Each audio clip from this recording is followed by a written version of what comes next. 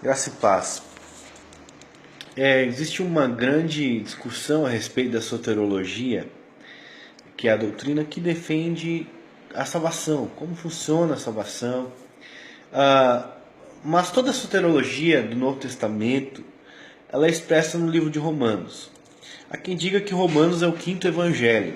Eu creio que sim. O Romanos apresenta o evangelho de uma maneira prática, de uma maneira muito profunda.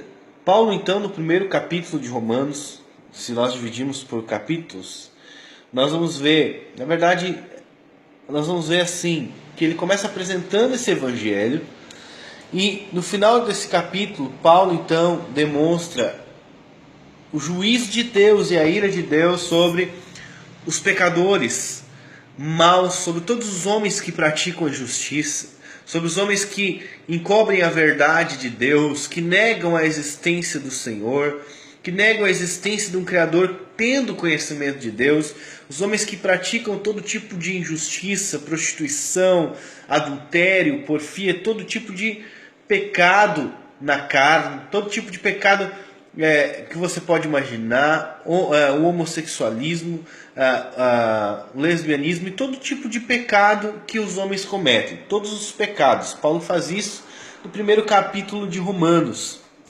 mostrando então que a ira de Deus ela se manifesta do céu contra toda a impiedade e injustiça dos homens. Então, mentira, soberba, inveja, tudo isso, né, é condenado no primeiro capítulo, né? Você pode fazer assim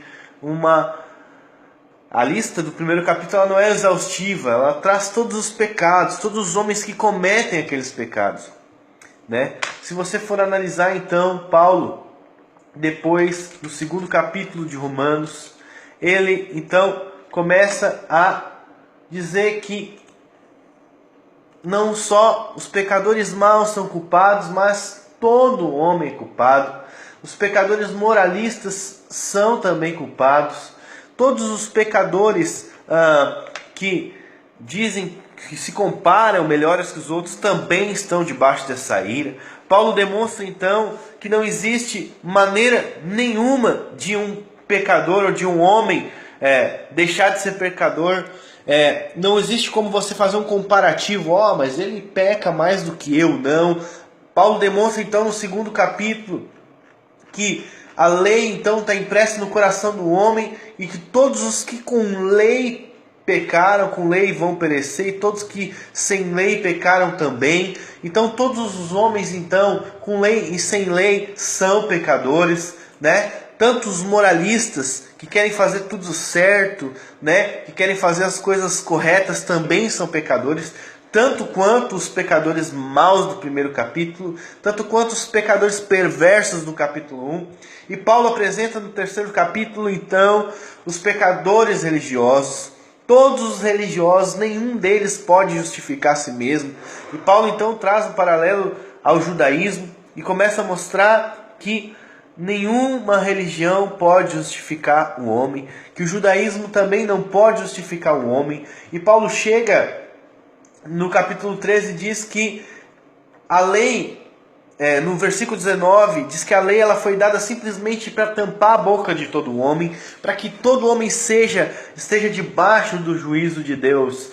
Então todo mundo está debaixo do juízo de Deus, tanto os pecadores do primeiro capítulo, que são pecadores perversos, quanto os pecadores moralistas, que se acham melhores do que os pecadores perversos, quanto os pecadores religiosos também estão debaixo do juízo de Deus, pois não conseguem então se justificar por suas obras.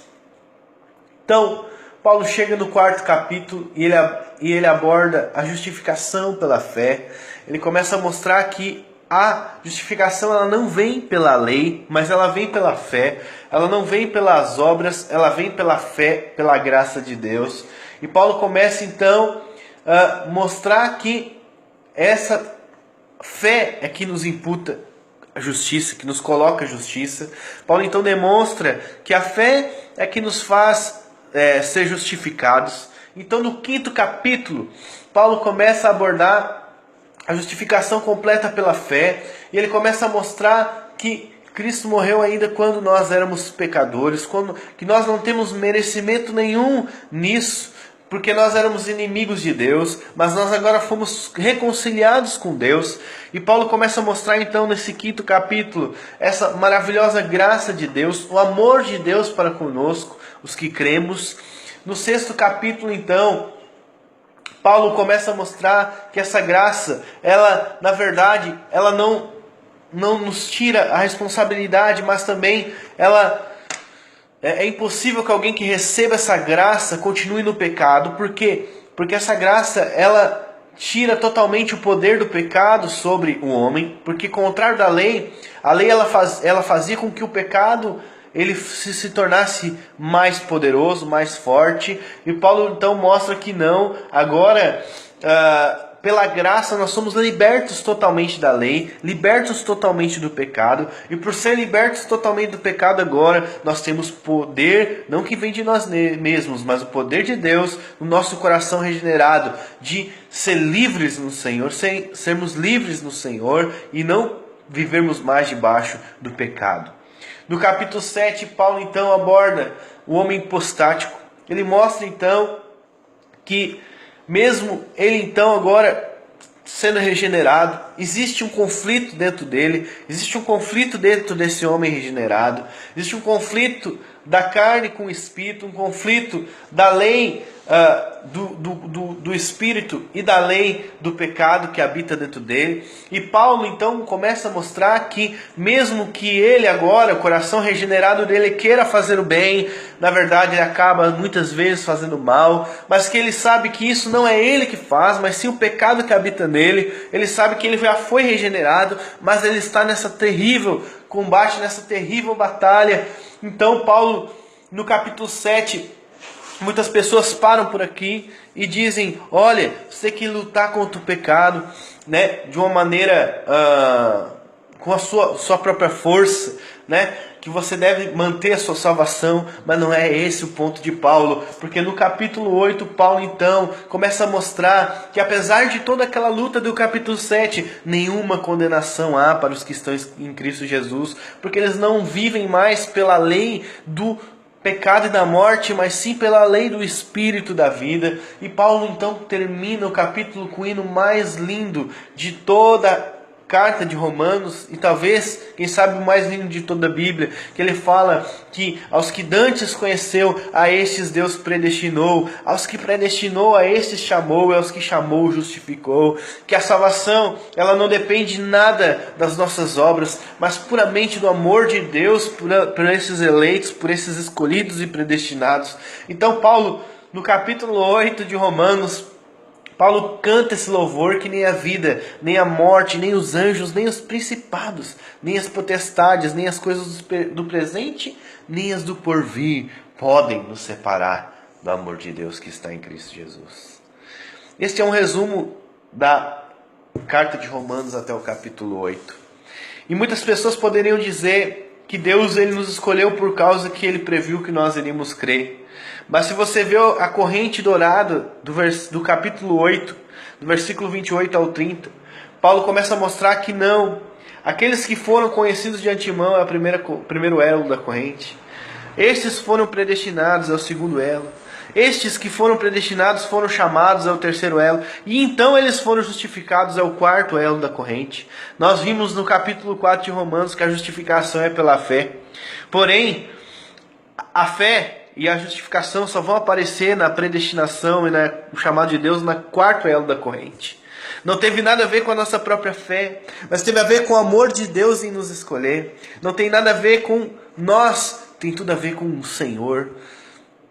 Com o Senhor. Então Paulo faz o parêntese do capítulo 9 até o capítulo 11, um parêntese, e ele começa a responder as perguntas que poderiam surgir. Olha, Deus então, ele quis constituir um povo, quis escolher um povo e não conseguiu. Alguém poderia perguntar, e Paulo diz que não, porque não são os judeus que são segundo a carne, mas sim os que são da promessa, do Espírito. Aqueles judeus que Deus, escolheu. E ele usa então a analogia de Isaac e Ismael. Abraão teve 2 filhos, mas o da promessa era Isaac. Você que foi salvo, você é filho da promessa. Você não é filho da carne, você é filho do Espírito. Tudo aquilo que começa na carne não pode ser Espírito, mas o que começa no Espírito, esse é o eleito de Deus. Né? Você foi gerado já na mente de Deus antes da fundação do mundo, conforme Efésios 1, 4, 5. E Paulo começa então no capítulo 9 de Romanos a abordar esse tema. E começa a falar sobre, então, que não são os judeus que são exteriormente, mas aqueles que são circuncidados no coração. Esses são os verdadeiros israelitas. E Paulo começa então com esse exemplo de Isaac e Ismael, depois ele passa por exemplo de Jacó e Esaú, e aqui a coisa fica muito séria, porque Paulo fala no versículo 11 que eles não tinham nem nascido, e não tinham feito nem o bem e nem o mal, mas Deus escolheu Jacó e aborreceu Esaú. Paulo diz então que Deus escolheu um e rejeitou outro. Paulo diz que não se baseou em nada que eles fizeram, simplesmente no amor de Deus por Jacó. E Paulo então demonstra no capítulo 9 até o capítulo 11, desse parêntese, a eleição de Deus, a escolha de Deus de indivíduos, tanto dos judeus como também dentre os gentios. E a maior prova disso, que Paulo não está falando simplesmente de um grupo religioso, Israel e igreja, mas dos eleitos entre o povo judaico e entre o povo judeu. Esses eleitos de Deus, eles estão espalhados por todo o mundo. E Deus escolheu eles antes da fundação do mundo. E no capítulo 10, então, depois do capítulo 9, Paulo diz que Deus quer chamá-los através do Evangelho. E Paulo diz assim, olha, que se você confessar com a sua boca e crer no seu coração, né, será salvo. Porque quem crê com o coração, crê para a justiça. Quem confessa com a boca, confessa para a salvação. E Paulo então diz, como ouvirão se não há quem pregue? Como pregarão se não forem enviados, né? Daí Paulo termina, quão formosos são os pés dos que anunciam coisas boas, o Evangelho de Deus, para esses escolhidos do Senhor. E no capítulo 11, então, Paulo fala que nós não devemos pressupor em nada que nós somos melhores do que os israelitas, por terem sido escolhidos. Paulo mostra que nós não temos nada de bom em nós mesmos, e que nós não temos motivos nenhum de se gloriar, e nós devemos temer o Senhor. Isso lembra Ezequiel que fala em Jeremias que o Senhor colocaria o temor no nosso coração para que nós não se afastássemos dele. A salvação ela é inteiramente pela graça de Deus. Ela começou planejada por Deus antes da fundação do mundo. Ela foi efetuada por Jesus Cristo na cruz e aplicada no nosso coração pelo Espírito que nos regenerou. E Ele vai nos manter até o fim. Conforme Filipenses 1,6 diz que aquele que começou a boa obra em nós, Ele vai completar até o dia de Cristo Jesus. Então, esse é o resumo da Epístola de Romanos. E como Paulo aborda o tema? Paulo demonstra que não tem nada a ver com as obras humanas. Toda a Epístola de Romanos, o foco dela é desmanchar completamente o mérito e a meritocracia humana e demonstrar que a salvação totalmente pertence ao Senhor. E que nós somos agraciados com o seu amor. E que nós não temos o direito de questionar ao Senhor os seus métodos, mas nós devemos temer ao Senhor. Até o capítulo 11.